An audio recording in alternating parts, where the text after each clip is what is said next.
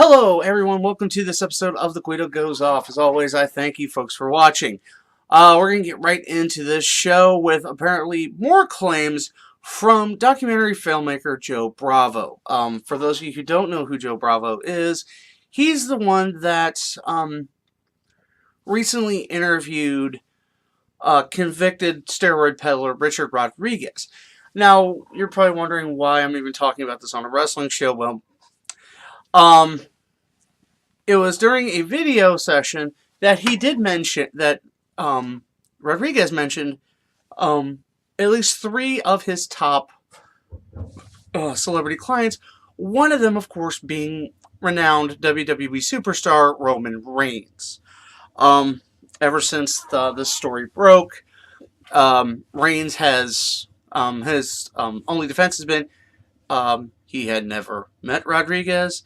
He had never been to his place of business, the Iron Addicts gym in Miami, and basically that he had no affiliation with Mr. Rodriguez. Well, Joe Bravo recently mentioned that Rodriguez had brought out proof of not only that Reigns was a client, but that also there were at least 15 other WWE talents that were clients of his. Now, I know there's a lot of speculation as to why he's releasing this, why it even matters. Well, I'm going to get to that, but one of the things that has been brought up is that we all know a while back, last year, that Brock Lesnar had tested positive through the U.S. Anti-Doping Agency. But yet, this did not affect his status with WWE. And when people asked why, a representative of WWE said that part-time talents are not tested. So going by that, and then going by this, and then a further comment from Bravo was that Reigns' suspension in 2016, which was said to have been Adderall, was indeed steroids. So, who do we believe? So the quick question is, of course, who do we believe? Do we believe this filmmaker who's trying to get attention for his film? Or do we believe WWE, who's, let's face it, had one of the sketchiest track records as far as steroids and even the reporting of them? Well, here's what I'm thinking. Okay, one, yeah, I think Bravo keeps throwing this stuff out basically to get attention to whatever movie he's making in regards to Rodriguez. 2, he's going after, of course, the top guy, and whether we like it or whether we don't, Reigns has been basically made to be the top guy in WWE right now. 3rd, the one thing that I'm basically starting to see a bit, and that is that basically the wellness policy is pretty much like power levels in Dragon Ball Z, and that is bullshit. Ladies and gentlemen, let's face facts here.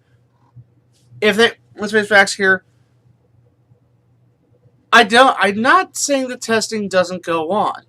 I'm saying that people testing positive does. But I honestly believe that a lot of positive results are swept under the rug unless they are needed in order to get rid of a superstar. As we know, we've had like when was the last time somebody got popped for wellness? Probably not since 2016. And as you know, 5 talents were popped for wellness in 2016. Those being Roman Reigns, Eva Marie, Paige, Del Rio, and Paige again. I think there was somebody else in there that popped too. But I'm digressing. Basically, it's used when it needs to be. Because, okay, let's face facts. Eva Marie, they needed to get rid of Eva Marie, so they found a way to do it quietly. Del Rio, he's pretty much already out the door. Paige. They were trying to split her, and Del Rio up at the time, which was a good idea on their part. Sorry it didn't work faster. And Roman Reigns, well, his WWE title run at the time was not very popular. In fact, it was not very popular at all. So,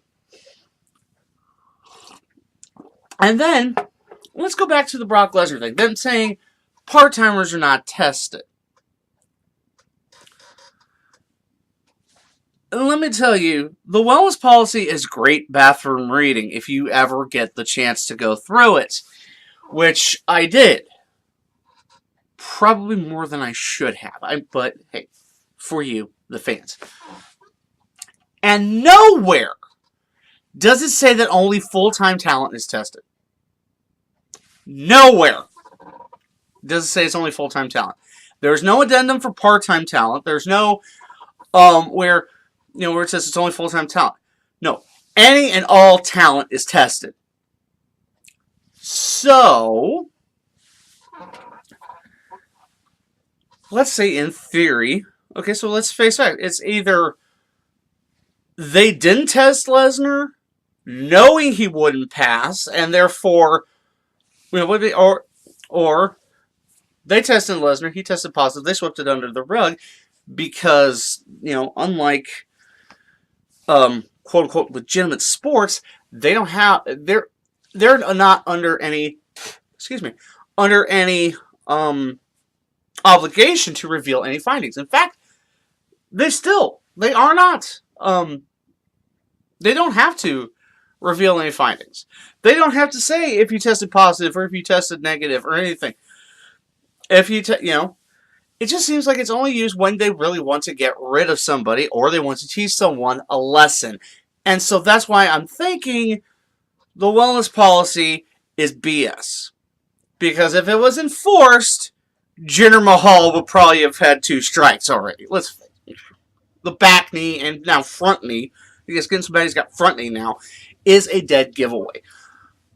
So, am I saying that Reigns took steroids 2 years ago? As far as Richard Rodriguez has nothing to gain from this. He's already been convicted. He's already serving his sentence.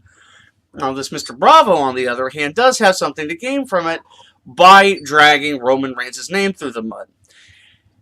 And it does bring up whether or not there should be a shadow of doubt cast on WWE's wellness policy. Now, don't get me wrong, it has done some favors, which includes free WWE sponsored rehabilitation for anyone who worked for WWE. Which, most recently, we know Jeff Jarrett went through it. And probably because of that is what got him his nod into the 2018 class of the Hall of Fame. So and also Kurt Angle as well, and anyone else. And I'm not saying it's not doing good things. I just don't think it's doing everything it should, and I don't think it's being enforced properly. And now, don't get me wrong. I don't want to see talents, unduly punished.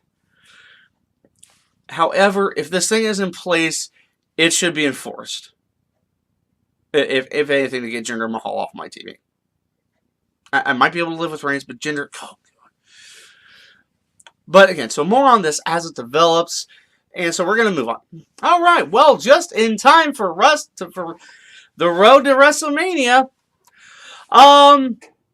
some new and exciting reformations have been brought about by the Louisiana State Athletic Commission. Now, for those of you who don't know what an athletic commission does, okay, basically the athletic commissions are oversee boxing and wrestling. Wrestling is because, Vince got around it with the whole sports entertainment thing, but yeah, they kind of called it bullshit a few years ago. And so now athletic commissions do have jurisdiction over wrestling events. Now, as we know, WWE will not be the only game in town for WrestleMania weekend. Several other promotions also hold wrestling shows. I know Ring of Honor will be doing their Supercard of Honor show. I know that I think WrestleCon actually has a show while they're in that whatever hotel they're um, doing WrestleCon at, and some other smaller promotions will also be having shows in and around New Orleans. Now, some of these rules, they could be effectual, but like as far as WWE is concerned, not really, because they kind of already abide by most of this. Okay, and so there was 4 amendments made. The first being no blood, so probably no intentional blood, no juicing. I mean, I would say accidents happen, but if it's proven that they intentionally juiced, then it's going to be considered a infraction. There's now a statewide ban on pile drivers. Now, there's a lot of promotions that have a locker room code against pile drivers, that no one will do those. Now, as far as WWE, no one really does a pile driver except for The Undertaker, because the Tombstone was grandfathered in, because of course they're worried about concussions. Well, with this rule in place, Taker couldn't use the Tombstone. Kind of sucks. But, this is all hinging on whether or not he works. Which is kind of on the fence whether I want to see that or not. Okay, the third amendment. There must be 6 feet there must be a 6-foot gap in between the ring and the crowd. Now, as far as WWE is concerned, this usually isn't a big deal because they normally have that gap.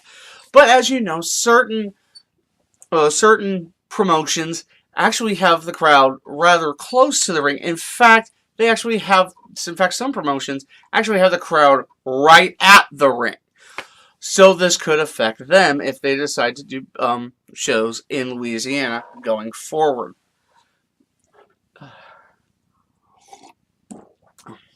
Sorry. And the last thing is that all talent must now be licensed. It doesn't just have to be the promotion. Now, I wouldn't say this is an extravagant fee, but it's $25 to get licensed by the Louisiana State Athletic Commission. And this includes not only wrestlers, but managers, commentators, pretty much everyone involved in the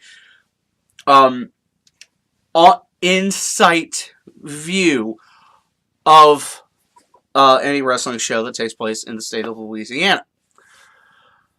And they've upped the fine for any violations to $50,000. Now, as we know, WWE institutes a fine on juicing, but that's only like $5,000 to $10,000. Then this would be, I'm guessing, would be stacked on the promotion. So, I mean, I know Vince could write this check, but with any other promotion, this would be a kind of a pretty big hit. So it could, it could affect some of the lesser shows, like especially as far as seating. But like no blood, no pile drivers. You can pretty much roll with that, and the 6-foot. The only issue I can see is the 6-foot gap because of seating. You want, of course, as much seating as possible. Sometimes even doing standing room only right by the rings. So you ain't gonna do that no more in the state of Louisiana. I mean, this won't affect WrestleMania because this is normally stuff they do anyway, and I'm sure, if Vince would possibly take care of the licensing, so that's like maybe what, $3,000, or at least offset the cost of licensing for the talent. Because that could probably be like a lot. But then again, the wrestler, putting it on the wrestlers, I can see them. They could probably do that as well. So, let me know what you think as far as these new rules are concerned. Like I said, a lot of this doesn't affect a lot of promotions. There's some I think that would be affected by this, and of course wrestlers would be affected because that's another $25 out of their pocket for I don't know, saving pelicans. I guess I don't know. Well, this is Pelican State, so yeah. Yay, Pelicans! Okay. Now there's been a lot of speculation about something that recently occurred in WWE, and that is Apollo dropping his last name. A talent known as Apollo Crews, as I think as early as this week, the Crews was dropped from his name, and so now he simply goes by Apollo. Now, it was said that this decision did come directly from Vince McMahon due to the fact that his name sounds similar to the name of the Parkland, Florida school shooter. And that, and wanting to avoid any controversy as far as that was concerned.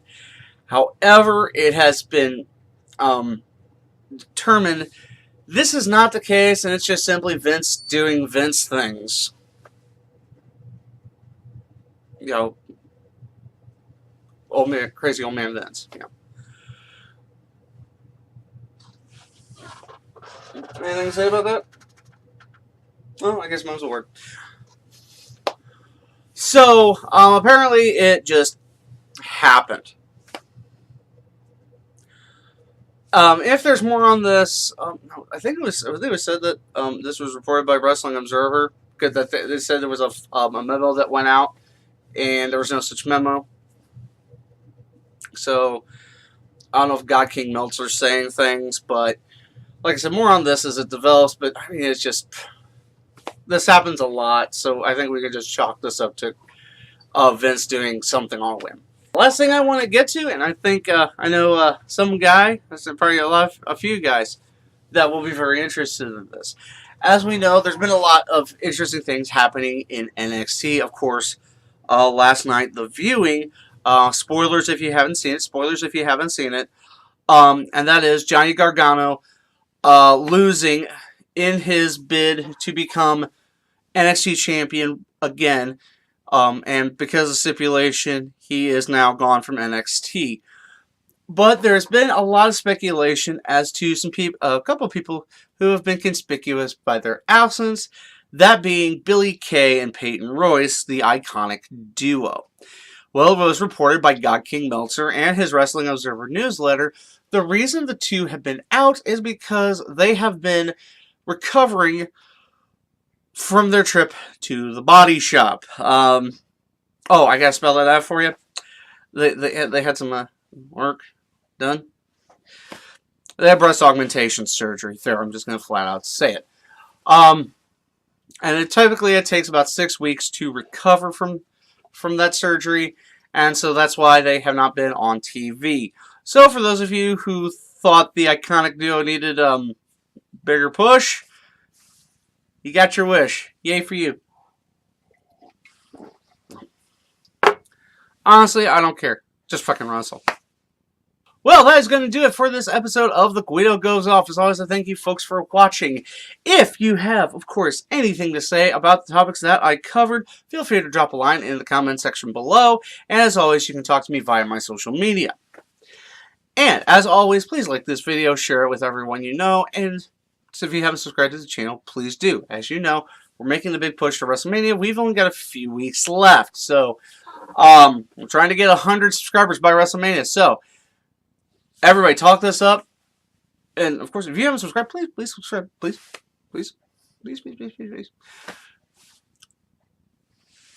And yeah, I think that's going to do it. So until next time, I am the Guido, and I think we're done here.